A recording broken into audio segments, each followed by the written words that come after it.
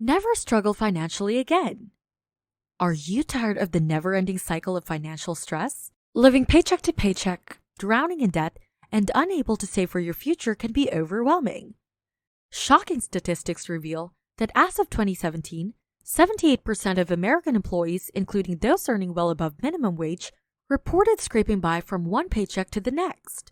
Astonishingly, even individuals earning over $100,000 per year find themselves trapped in this vicious cycle, with 59% burdened by debt. Moreover, with 55% of Americans in credit card debt and 10% carrying balances exceeding $5,000, it's no wonder that financial constraints and unexpected expenses leave many people in a constant battle to make ends meet. But fear not, we've got you covered with 5 powerful strategies that will change the course of your financial journey forever. These strategies are designed to break free from the paycheck-to-paycheck cycle and set you on a path toward financial stability. But before anything else, allow me to welcome you to another video on our channel, Finance Sense, covering all the latest trends in the financial markets and the economy. Let's dive in and discover the key steps to never struggling financially again. Getting from one paycheck to the next might feel like climbing an endless flight of stairs. Nothing seems to move you forward, no matter how hard you work. Despite your best efforts, you never seem to be able to save any of the money you earn, since it all goes toward paying off your debts. If you're having trouble making ends meet every month, it's hard to see how you'll ever be able to save for bigger expenses, like a house, or let alone treating yourself to a vacation. To take control of your finances and unleash your true potential, you have to start with number 1. Keep track of your expenses. If you don't keep track of your expenses, saving money will be like shooting an arrow in the dark. Therefore, knowing where your money is going is the first step in getting your finances under control. Most people's incomes are sufficient to meet their necessities. It's their frivolous spending, much of which they don't even realize they're doing, that causes them financial difficulties. As a result, finding and getting rid of such unnecessary expenditures should be your first priority. For the following month, write down everything you spend money on, from rent to coffee. Keep track of your expenses by writing them down in a notebook or using a personal finance app. Don't forget to include regular payments and other hidden expenses. Monthly expenses like HBO, Netflix, Disney Plus, or bank transaction fees can eat your money away without you noticing. If you prefer a more traditional approach to personal finance management, you may keep track of your spending by recording it in a notebook. Putting your spending into writing may be a humbling experience. For example, you may be wasting $50 per month on impulse buys from convenience stores or roughly $30 per month on ATM fees. Keeping track of all the pennies and dimes you spend may be the wake-up call you need to start making changes that will leave you with more money at the end of the month. Number 2. Create a budget. Once you have a clear path of your monthly expenses, you can begin creating a budget. Some individuals find it more convenient to keep track of their finances using a spreadsheet program like Excel, while others find that writing down their budget on paper works best for them. Either option is viable, so as long as you regularly review and revise your budget. The 20-30-50 rule is a good budgeting tool.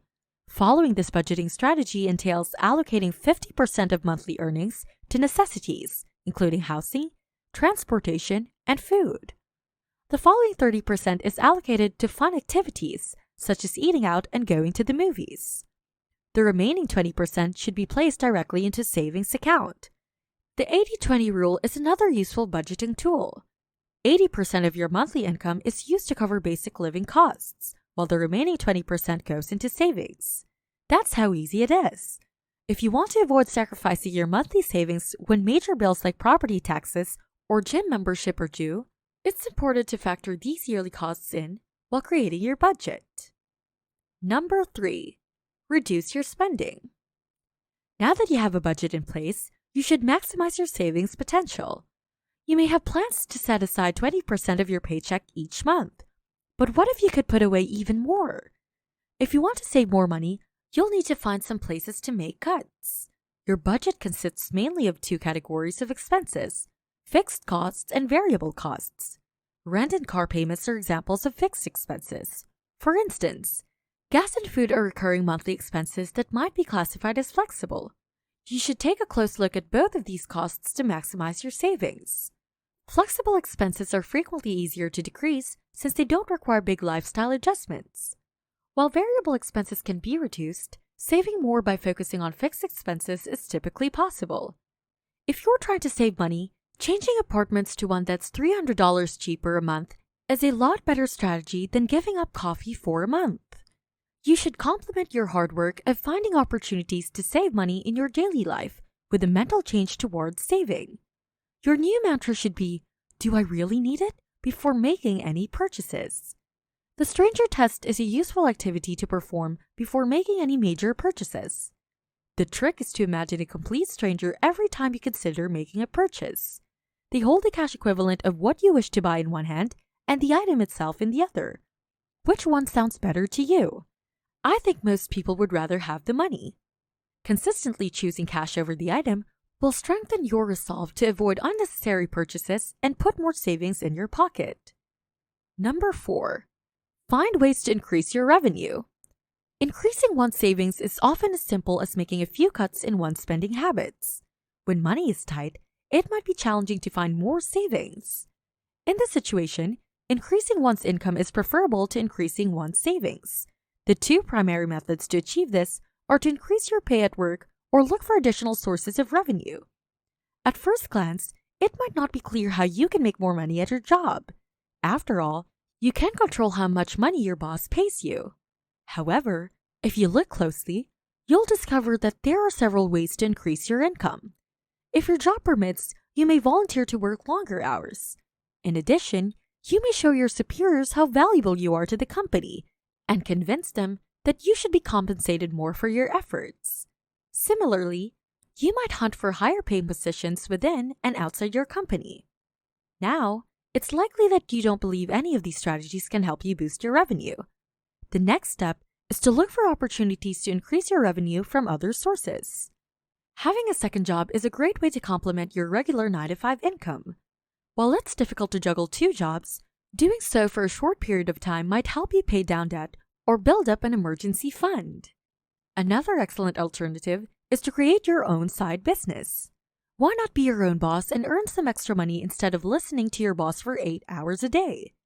This can be done by doing freelance work, starting a YouTube channel, or working as a driver for Uber or Lyft. However, if you could not imagine working even one additional hour per week, renting out a room in your home is a viable alternative for increasing your income. Using your home to generate extra income, whether you do this by finding a long-term renter or by renting out a room on Airbnb, is a terrific way to get your savings plan off the ground. Number 5. Invest your money wisely. Assuming you've figured out how to save more of your income, it's time to put those funds to work. If you just leave money in your savings account, it won't generate much interest. The yearly interest rate on a standard savings account is only 0.09%. So even if you have $50,000 stashed away, you'll only make $45. If not there, then where should you put your money? Real estate and stocks are two popular investment options, with average returns of 6% and 8.4% respectively. This means you could make between $3,000 and $4,200 with the same $50,000. You may diversify your investment portfolio and increase your wealth in other ways as well. Roth IRAs and 401ks are two of the most popular savings and retirement plans. Contributions to a Roth IRA are subject to taxation in the year they are made, but withdrawals made after the account holder reaches age 59 and a half are tax-free. This is crucial because no matter how much money goes into this account over time, that's exactly how much you'll have when you want to take it out. Similarly to a traditional IRA, the maximum yearly contribution to a Roth IRA is $6,000 or $7,000 for those 50 and over. On the other hand, a 401k is a retirement plan provided by companies that, when employed, enables employees to benefit from tax advantages. Income taxes are usually deducted from wages when you work for a company. Money contributed to a 401k plan in a given year is not subject to taxation in that year. A salary deferral contribution is the portion of your current pay that you choose to set aside in the plan for future use, such as retirement. After you retire, you can withdraw the necessary funds from the plan to sustain your lifestyle. Ideally, the The tax rate applied to these withdrawals will be lower compared to what you would have paid while employed, resulting in overall tax savings. It sounds like we've reached the end of this video. If you found this video helpful, please hit like and subscribe, and comment down below your thoughts in the comments section. This is Finance Sense, helping you keep up with all the latest trends in the financial markets and the economy. See you next time!